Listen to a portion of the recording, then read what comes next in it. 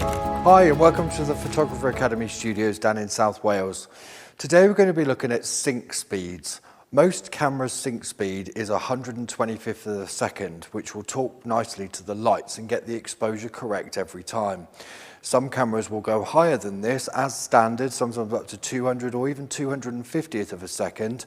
After this, we start getting what we call clipping, where we get a black band depending on where the shutter goes, side to side, top to bottom, or the other way round, but we get this black line across the bottom, and the faster the shutter speed is increased, the bigger the black band goes. So I'm going to explain to you and show you exactly what happens when we increase and go over our standard sync speed, but I'm also going to bring the shutter down and slow it down to show the effect that that has.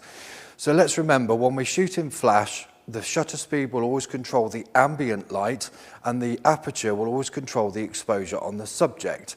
So let's take a shot at 125th of a second, our standard synchronization speed, to give us an idea of what we're going to do. We've set up one standard 45-degree lighting pattern, nothing special, but it's going to show and demonstrate exactly what happens when we breach our 125th of a second sync speed. So let's take a first shot. We've got Kelsey in shot already. So 125th at 5.6, 100 ISO is my exposure. So let's just take a simple shot to see our start point. Okay, lovely smile, Kels, brilliant, excellent. Okay, so we've now got a perfectly exposed image with no cropping or no clipping from the shutter at all because our sync is correct. Let me now just dial in my shutter speed to 200th of a second without changing the aperture, and let's see the difference that this gives us. That's great. And again, we're okay. 200th of a second is absolutely fine. So we're good to go. So let me wind up another to 250th of a second. Perfect. I've got very, very slight shading coming in at the bottom, which is only just visible. So let's go up again to 320 now, and let's see what result we get from this. Okay, I can now start seeing the shutter blades come in at the bottom of the image. We've now got a black graduated line at the bottom. So let's over-exaggerate this by a couple of extra shots. So 400th of a second. Yeah, we're missing. And then let's go to one more, 500th of a second.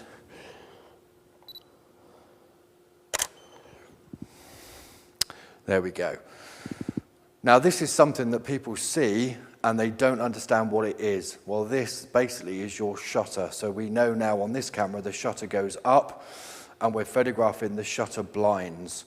So we need to reduce it back so we can go as high as we like without the black line coming in at the bottom.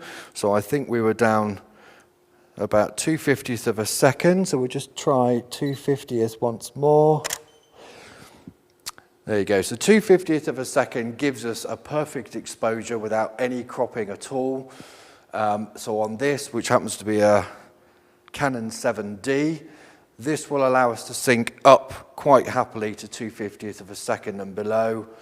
Other cameras may not go up as high, but let's now start winding the shutter slower so that we can grab some ambient light. I'm going to shoot a wide shot on this so we can actually get some ambient coming in from the side, so we'll shoot wider than the background just to demonstrate. So let's go back to 125th of a second, same aperture. I'm going to take a step back and I'm going to get some of the outer studio in, which is just lit by a few LED lights. If I can get my focus point on here. So let's do this, 125th of a second. So we can see now from the image that we've got a fairly black surround around our background. Although we can see some detail, the exposure on the subject hasn't changed because I haven't changed my aperture. The shutter speed now is just controlling the ambient light around. So 125th of a second, if I go down to 100 and do the exact same shot,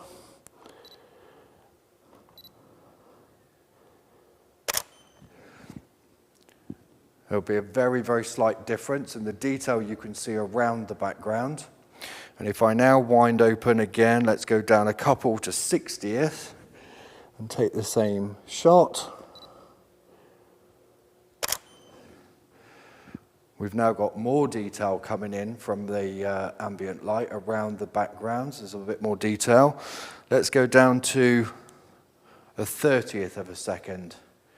I'm not too worried about how slow the shutter speed is, basically because the flash is freezing the image for me, but I still have to be quite careful not to move too much when I'm taking the picture at these longer exposures.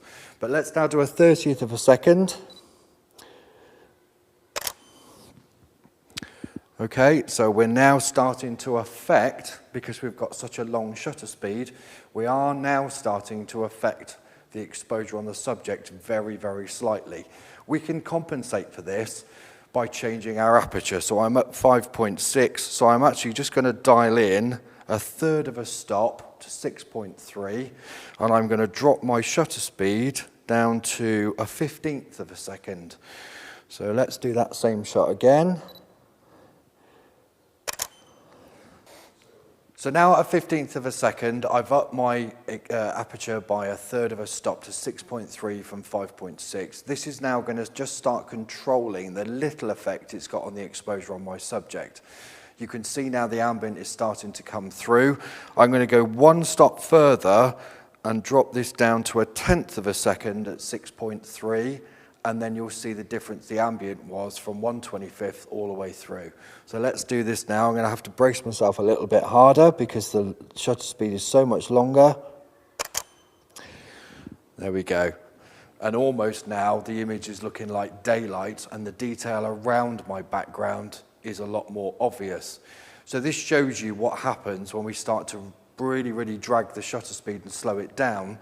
So we can sync anywhere from 125th and below, and it depends on what camera you're using to how high up the shutter speed range we can go. Mirrorless cameras work very differently and you'll get a completely different result. But let's hope that this has explained exactly what the shutter speed does to the image and what the aperture is doing. It caused a third of a stop difference between me going from 60th all the way down to a 15th and a 10th, just controlling it by a third of a stop. You can see how little influence it has on the exposure on the subject. I hope you found this video helpful. For any more information, please visit your local dealer or elinchrom.com.